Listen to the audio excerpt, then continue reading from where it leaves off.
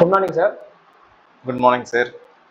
இன்னைக்கு என்ன பண்ண போறோம் அப்படின்னா, பிஜிடிஆர்பியில் காமர்ஸ் சப்ஜெக்டில் முதல் 2 வீடியோ பார்த்துருந்தோம். இன்னைக்கு யூனிட் 2ல கேட்கப்பட்ட கேள்விகளை பார்க்க போகிறோம். நம்ம இதுக்கு முன்னாடி வீடியோலையோ மார்க்கெட்டிங்கில் 8 கேள்விகளும் HRMல 2 கேள்விகள் கேட்டதையும் நம்ம பார்த்துருந்தோம். இப்போ அது என்னென்ன கேள்விகள், அதோட கொஸ்டினோட ஸ்டாண்டர்ட், அதை எப்படி ஆன்சர் பண்ணலாம் அப்படிலாம் ஒன்று ஒன்றா பார்க்கலாம் சார். ஓகேங்க சார். இப்போ மார்க்கெட்டிங்கில் நமக்கு மொத்தம் 8 கேள்விகள், அதில் முதல் கேள்வி டிஸ்பிளே ஆகுதுங்க சார். இதை எப்படி நம்ம படித்து ஆன்சர் பண்ணலாம்னு சொல்லுங்கள் சார். ஓகேங்க சார். ஸோ இங்கே என்ன கேட்டிருக்காங்கன்னா, டைப்ஸ் ஆஃப் பையிங் மோட்டிவ்ஸ் கேட்டிருக்காங்க. ஸோ சிலபஸ் டாப்பிக்கில் இது எந்த டாபிக், எக்ஸாம் ஹாலில் போய் நமக்கு டவுட் வரும், இதெல்லாம் எங்கடா வந்து கேட்டிருக்காங்க அப்படின்னு சொல்லிட்டு. ஸோ இது என்ன சிலபஸ் டாபிக்னா, கன்சியூமர் பிஹேவியரில் இருக்கக்கூடிய ஒரு சின்ன பார்ட் என்னன்னா டைப்ஸ் ஆஃப் பையிங் மோட்டிவ்ஸ் அப்படிங்கிறது. ஸோ இதில் பாருங்க, இந்த கொஸ்டின் எவ்வளோ ஈஸியாக ஹேண்டில் பண்ணலாம் அப்படின்னு பார்த்தீங்கன்னா, இங்கே எமோஷனல் பையிங் மோட்டிவ்ஸ்னு இருக்கு. ஓகேங்களா? அப்போ எமோஷனல் பையிங் மோட்டிவ்ஸ் அப்படிங்கும்போது, எமோஷனல் அப்படிங்கும்போது என்ன சொல்லுவோம், நம்ம ஃபீலிங்ஸை நம்ம குறிப்போம். அப்போ என்ன பண்ணலாம், ஆட்டோமேட்டிக்கா இங்க நம்ம போயிடலாம்.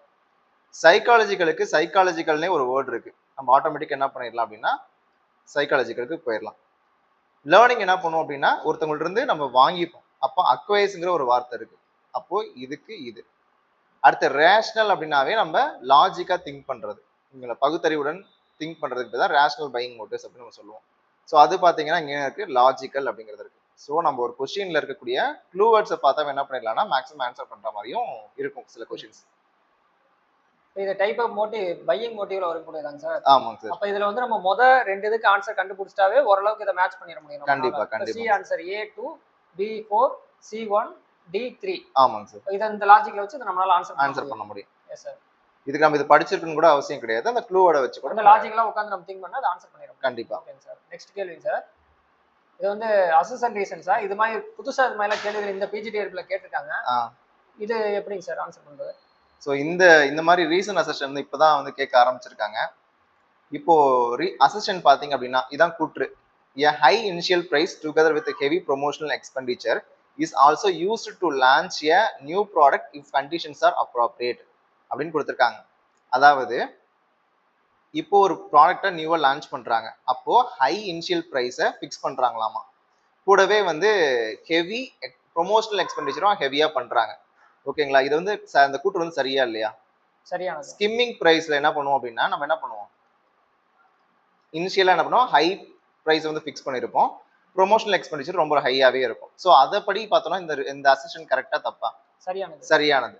ரீசன் என்ன சொல்றாங்க அப்படின்னு பாத்தீங்கன்னா, இந்த early stages the product has few close rivals that the cross elasticity of demand is low provided the said product is novelty in nature. ஒரு ப்ராடக்ட் வந்து நியூவா இருக்கும் பொழுது மற்ற ப்ராடக்டோட பிரைஸ் வந்து அதிகமாகுதோ இல்லை கம்மியாகுதோ அதை வச்சு நம்மளோட டிமாண்ட் என்ன ஆகாது, எந்த விதத்துலையும் அஃபெக்ட் ஆகாது.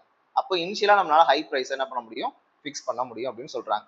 அப்போ கூற்று காரணம் ரெண்டுமே என்னதான் கரெக்ட் தான். இது ஒரு யூனிக்கான ப்ராடக்ட்டா இருக்கனால கஸ்டமர் வந்து ஸ்கிப் ஆக மாட்டாங்க. ஆமா, அதனாலதான் ரீசன் வந்து நமக்கு சரியானதா இருக்கு.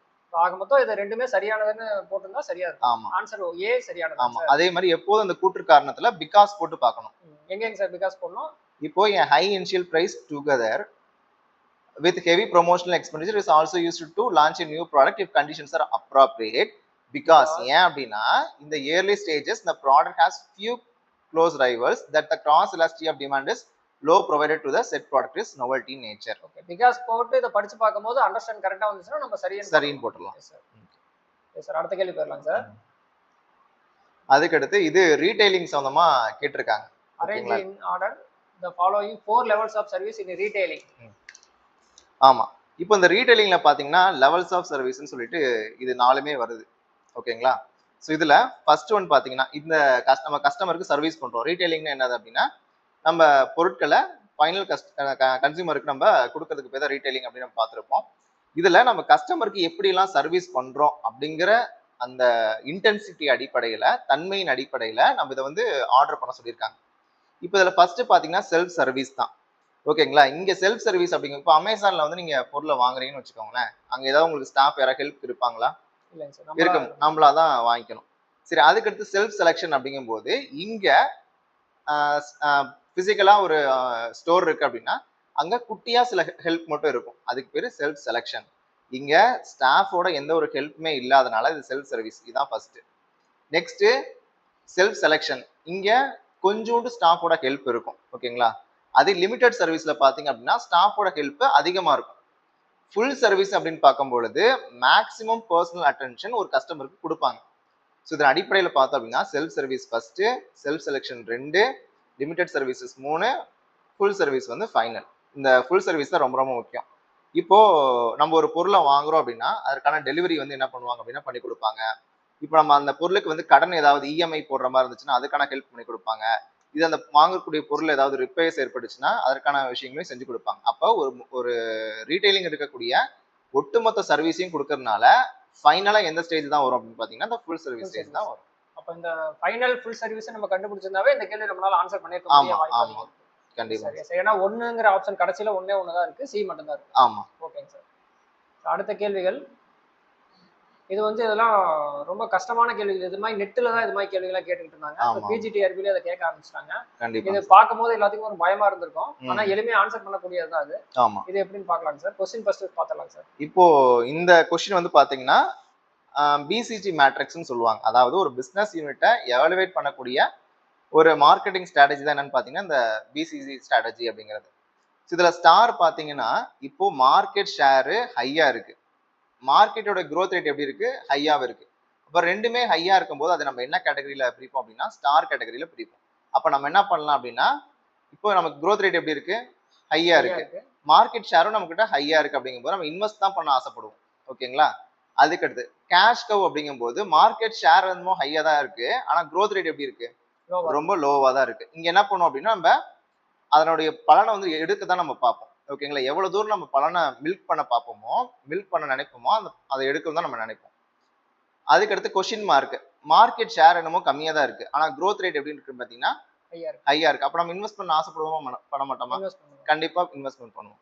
அதுக்கடுத்து டாக்ஸ்ல பாத்தீங்கன்னா மார்க்கெட் ஷேரும் லோவா இருக்கு, growth ரேட்டும் லோவா இருக்கு. அப்படின்னா நம்ம என்ன பண்ணுவோம், அந்த ஷேர் என்ன பண்ணுவோம், வித்ட்ரா பண்ணிடுவோம். ஓகேங்களா? அப்போ இதை வச்சு என்ன பண்ணலாம்னா இந்த கொஸ்டின்ஸை நம்ம போட்டுடலாம். ஓகேங்களா? எக்ஸாம்பிளுக்கு டாக் பாத்தீங்கன்னா வச்சுக்கோங்களேன், மார்க்கெட் ஷேர் என்னவா இருக்கும், லோவா இருக்கும், மார்க்கெட்டோட growth ரேட்டும் லோவா தான் இருக்கும். அப்ப நம்ம என்ன பண்ணுவோம், டிஸ்இன்வெஸ்ட்னு சொல்லிட்டாங்க. அப்ப நம்ம என்ன பண்ணிடுவோம், வித்துருவோம். அப்போ இதுல பாத்தீங்கன்னா எங்க இருக்கு செகண்ட் ஆப்ஷன், செல் ஆர் லிக்விடேட். வித்துருவோம், இல்லைன்னா நம்ம என்ன பண்ணுவோம், நீர்மை திரும்ப கேஷா நம்ம கன்வெர்ட் பண்ணிடுவோம். அப்ப அதை வச்சு நம்ம ஈஸியா அந்த வேர்டை வச்சு நம்ம ஆன்சர் பண்ணலாம். ஆமா, ஈஸியா பண்ணிடலாம். Question mark sir, question mark பாத்தீங்க அப்படின்னா 3. ஓகேங்களா? அதாவது மார்க்கெட்டோடைய இன்வெஸ்ட்மெண்ட் அதிகப்படுத்துவோம், அதே மாதிரி இந்த R&D காஸ்ட் இருக்கும் பாத்தீங்களா, இதை நம்ம குறைப்போம். எவ்வளவு தூரம் நம்ம அதுல பலன் பார்க்க முடியுமோ அது எல்லாத்தையும் நம்ம பார்க்கறதுக்கு பேர் தான் என்னன்னு பாத்தீங்கன்னா இந்த கொஸ்டின் மார்க்ஸ். ஸ்டார் வந்து 1 சார், இன்கிரீஸ் தி SBU மார்க்கெட் ஷேர்ஸ். ஆமா, அப்ப ஸ்டார்ங்கும்போது மார்க்கெட் ஷேரும் ஹையா தான் இருக்கும், growth ரேட்டும் ஹையா தான் இருக்கும். அப்ப நம்ம என்ன பண்ண ஆசைப்படுவோம், இன்கிரீஸ் தி SBUs யூனிட்ஸ். ஓகேங்களா? அப்ப நம்ம ஷேரை வந்து அதிகப்படுத்த நம்ம பார்ப்போம்.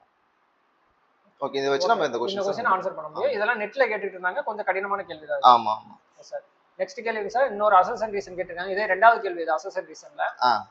இப்போ இந்த क्वेश्चन ரொம்ப ஈஸி தான். A marked increase in the rural income is due to agrarian prosperity because the general rise in the level of prosperity has appeared to have resulted in dominant shift in the rural consuming system அப்படின்னு கொடுத்திருக்காங்க. இங்க தமிழ்ல பாருங்களேன், விவசாய தொழிலின் செழிப்பை கிராமப்புற வருமானத்தை அதிகரித்துள்ளது அப்படின்னு கொடுத்திருக்காங்க. இப்ப கிராமத்துல வருமானம் என்னது, விவசாயம் தான். அப்ப இது கரெக்டா இல்லையா?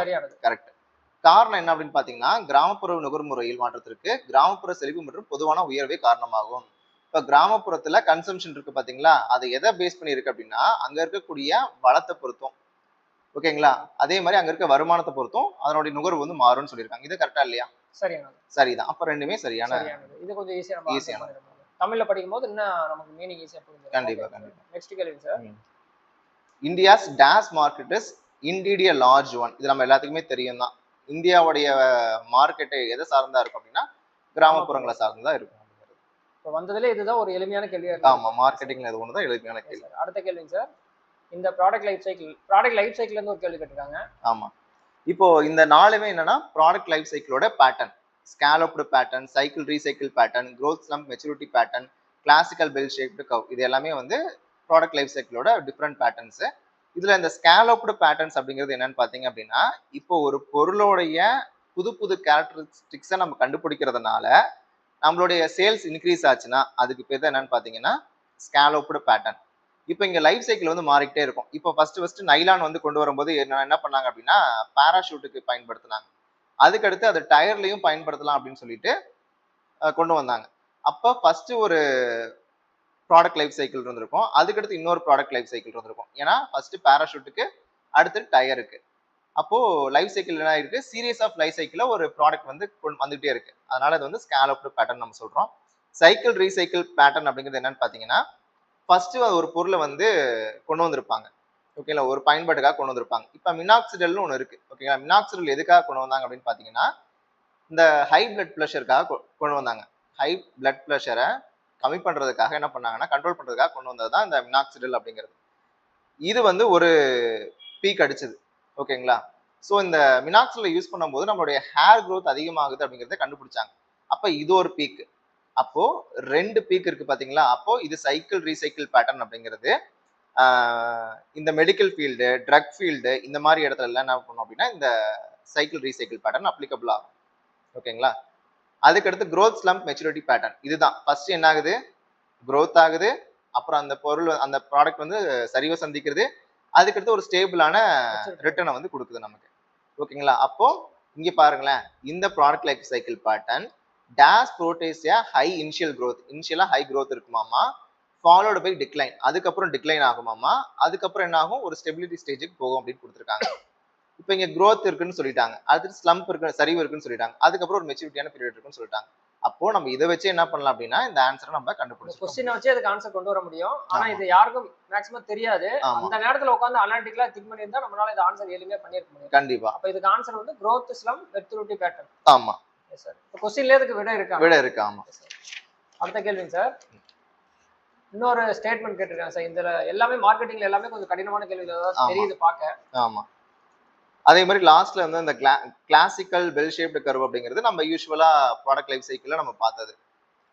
இன்ட்ரோடக்ஷனு, growth, மெச்சூரிட்டி, டிக்ளைன், அந்த ஒரு பேட்டர்ன் நம்ம பார்த்துருப்போம் பாத்தீங்களா, அந்த பேட்டர்ன் தான் அந்த கிளாசிக்கல் பெல் ஷேப்டு கர்வ் அப்படிங்கிறது. இந்த ஷேப் நம்ம பார்த்துருப்போம்ல, இதுதான் அந்த கிளாசிக்கல் பெல் ஷேப்டு கர்வ் அப்படிங்கிறது.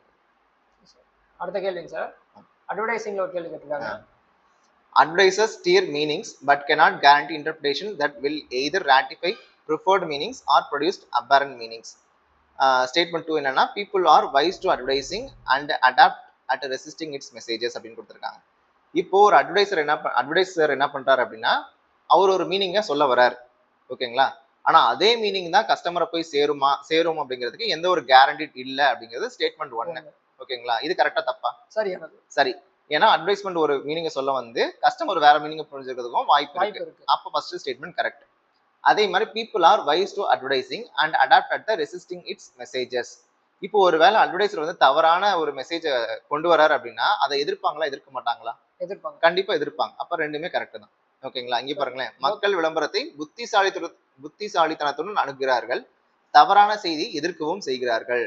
கரெக்டா? அப்ப ரெண்டு ஸ்டேட்மெண்ட் இதுல கரெக்டா? ஆமா, கரெக்ட் தான். எஸ் சார், இதை நம்ம ஆன்சர் பண்ணிட முடியும். ஆமா. அடுத்தது இப்போ 8 கேள்விகள் முடிஞ்சு சார். மார்க்கெட்டிங்ல HRMல 2 கேள்விகள் கேட்டாங்கன்னு பார்த்தோம். அது என்னென்ன கேள்வின்னு பார்ப்போம். இதுவும் ஸ்டேட்மெண்ட் தான் கேட்டிருக்காங்க. ஓகே, இதுல according to Marxist conflict between employers and employees is inevitable.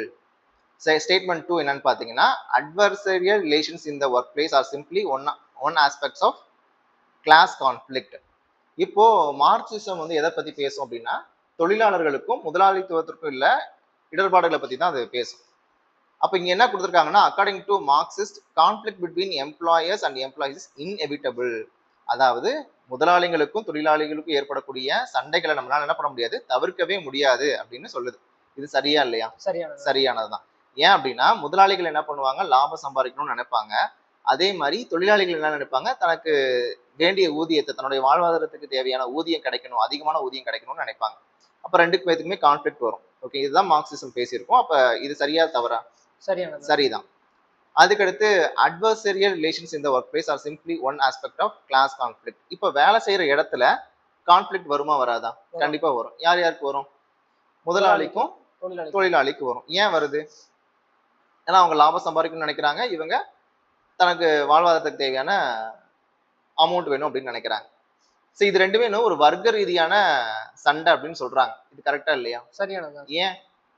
ஏன்னா அது தொழிலாளர்கள் வர்க்கம், அது முதலாளித்துவ வர்க்கம். அப்ப 2 பேத்துக்கும் வந்து வர்க்க ரீதியான சண்டை தான் இங்க நடந்துகிட்டு இருக்கு அப்படின்னு சொல்றாங்க. அப்ப 2மே சரியான ஸ்டேட்மெண்ட். அப்ப போத் ஸ்டேட்மெண்ட் 1 and 2 ட்ரூ. ஆமா. ஃபர்ஸ்ட் ஆப்ஷன் சரியானது. ஆமா சார். அடுத்ததுங்க சார். இது வந்து எக்ஸாம் முடிஞ்சறவே இது எதுல இருந்து கேட்டாங்க? இது ஜெனரல் ஜிகே क्वेश्चनே நினைச்சிட்டு இருந்தாங்க. ஆமா. ஆனா இது வந்து ஹெச்ஆர்எம்ல ஒரு டாபிக்ல இருக்கு. அது என்ன topic sir? Remuneration topic. Okay. ரெமுனரேஷனுக்குள்ள தான் இது வருது. ஆமா. Yes sir. ரெமுனரேஷன்ல தான் இந்த 3rd பே கமிஷன் வந்து எப்ப செட் பண்ணாங்க அப்படிங்கறத கேட்டிருந்தாங்க. நமக்கு பார்த்த 10 கேள்விகள்ல ஒரே ஒரு மெமரி பேஸ்ட் கேள்வி மட்டும்தான். அதுவும் இதுவும் நம்ம படிச்சிருக்க வாய்ப்பு கிடையாது. ஏன்னா இதெல்லாம் கவர் ஆகும்னு நம்ம தெரிஞ்சிருக்க மாட்டோம். ஆமா. அப்ப கேட்கப்பட்ட 10 கேள்விகள்ல ஒண்ணு தான் ஒரு எளிமையான கேள்வியா இருந்திருக்கு. மத்தது எல்லாமே காம்ப்ளிகேட்டான கேள்விகள் தான். கண்டிப்பா. சார் இப்போ நம்ம சிலபஸ்ல என்னென்ன டாபிக்ல எடுத்திருக்காங்கன்னு ஒரு தடவை பார்த்தறலாம். ஓகே.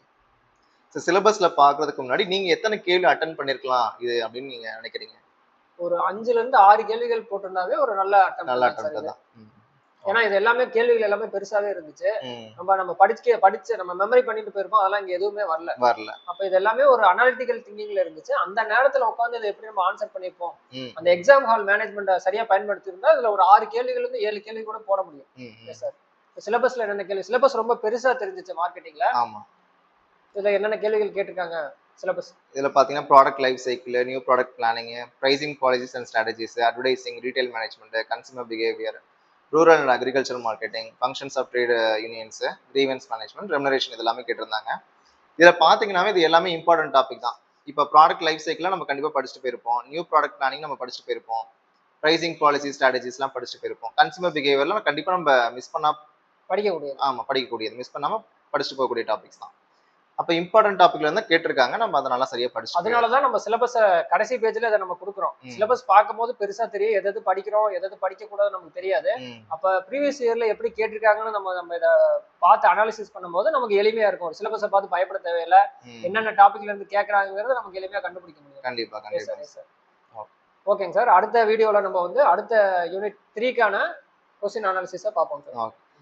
ஏதாச்சும் டவுட்ஸ் ஏதாச்சும் இருந்துச்சுனாலும் நீங்க கமெண்ட் செக்ஷன்ல வந்து போடலாம். தொடர்ந்து வீடியோ பாருங்க. தேங்க்யூ. Thank you sir. தேங்க்யூ.